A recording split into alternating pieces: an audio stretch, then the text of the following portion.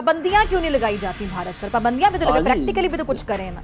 जब वो चाहते हैं तो किसी पे पाबंदियां लगा देते हैं। भारत ने तो बहुत सारी ऐसी खिलाफवर्जियां की हैं, जैसे रूस से S-400 एंटी मिसाइल सिस्टम लिया है, जो कि अगर कोई और मुल्क करता। तुर्की ने वो जब लिया तो कितना जबरदस्त उनका रिएक्शन आया अमेरिका का। पाकिस्तान के newly elected prime minister Shehbaz Sharif ने इंडिया के प्राइम मिनिस्टर नरेंद्र मोदी को खत लिखा है। इस लेटर में उन्होंने यही बात की है कि पाकिस्तान और भारत के बीच में जो टर्म्स हैं हमें वो बेहतर करने चाहिए और उसके लिए हम लोग मिलकर बातचीत करते हैं, कश्मीर इशू को भी सॉल्व करते हैं और बाकी भी जो जो प्रॉब्लम्स हिंदुस्तान और पाकिस्तान के बीच में हैं उसको किसी तरीके से ख़त्म किया जाए। हम ज़रा जल्दी घबरा जाते हैं, जल्दी डर जाते हैं, जल्दी सहम जाते हैं। वरना भारत जो है अपनी पॉलिसी उसने इख्तियार किए रखी है, उसको फिक्र नहीं है।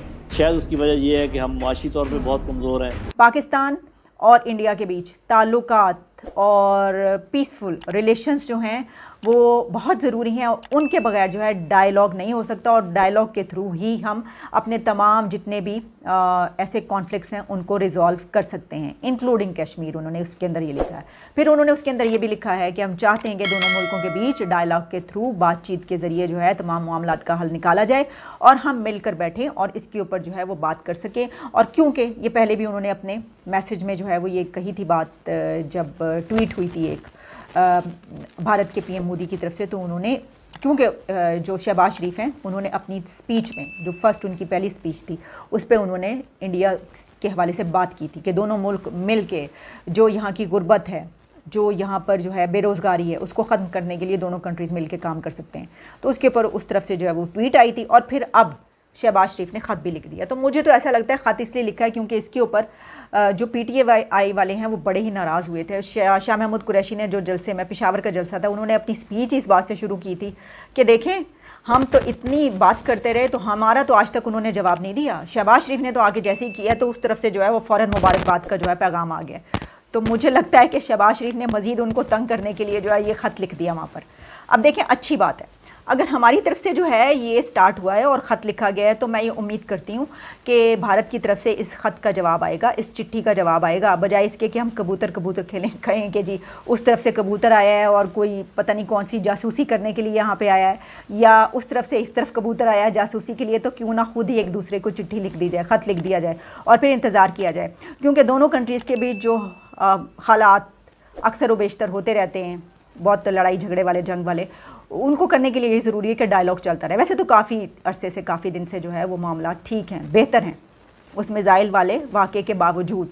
अच्छी बात है, मैच्योरिटी दिखाई गई है और हालात ख़राब नहीं हुए और उनको जो बेहतर तरीके से, खैर हमारे अंदर जो कुछ चल रहा था, मेरा ख्याल है कि वज़ीर-ए-आज़म इमरान खान ने तो इसके ऊपर कौन सी बात की, क्या कहा था वो, मतलब मसाइल ही अपने इतने ज़्यादा, इश्यूज़, हमारे इश्यूज़ बहुत बड़े हैं, बहुत ज़्यादा है, जिसकी वजह से कहीं किसी की नज़र ही जो है उस तरफ नहीं गई किसी ने, लेकिन एक मेजॉरिटी भी दिखाई गई, ये भी हम इसको कह सकते हैं, इस तरह भी ले सकते हैं। तो अच्छी बात है, दोनों मुल्कों के बीच जो हैं सूरत हाल वो बेहतर हो, कम किया जाए। एक अच्छा स्टेप है पाकिस्तान की तरफ से और अब देखते हैं कि उसके ऊपर भारतीय प्राइम मिनिस्टर नरेंद्र मोदी जी क्या कहते हैं और कौन सी अपनी कोई कहना चाहिए शर्तें रखते हैं, कोई बात करते हैं कि पहले ये करो फिर वो करो फिर वो करो फिर वो करो। तो बहुत बार होता है ना, इस तरह से हमें कहा जाता है, तो सभी कहते हैं, तो अगर मोदी जी कह देंगे तो क्या बड़ी बात है। लेकिन अच्छी बात ये है कि हमें ऐसा लग रहा है कि अब के जो बात होगी तो कोशिश जरूर की जाएगी पाकिस्तान की तरफ से भी कि जो शिकायतें हैं और जो बातें हैं उनको, जो प्रॉब्लम्स हैं उनको सॉल्व किया जाए। हमारे कुछ लोग जो हैं वो एक इशारे के ऊपर एकदम ढेर हो जाते हैं। ये सारी चीज़ें ज़रा रिव्यू करने की हैं। अगर कौमों ने खड़ा होना हो तो मईशत के अलावा और भी बहुत सारे तरीके हैं जिसमें वो अपनी अहमियत का दिफा कर सकते हैं। अफगानिस्तान की जो सरजमीन है वहाँ से पाकिस्तान पर हमले हो रहे हैं, हमारे जो फौजी जवान शहीद हो रहे हैं, पाक अफगान सरहदी इलाके को महफूज बनाने के लिए क्या करने की ज़रूरत है आपके मुताबिक?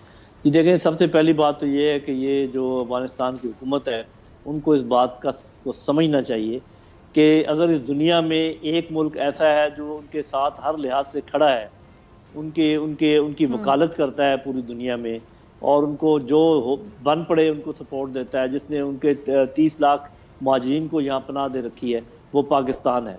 तो पाकिस्तान से ज़्यादा मदद करने वाला अफगानिस्तान के लिए कोई और मुल्क नहीं है। मैं बिल्कुल ये हम सब जानते हैं, इस बात को एलानिया कह सकता हूँ।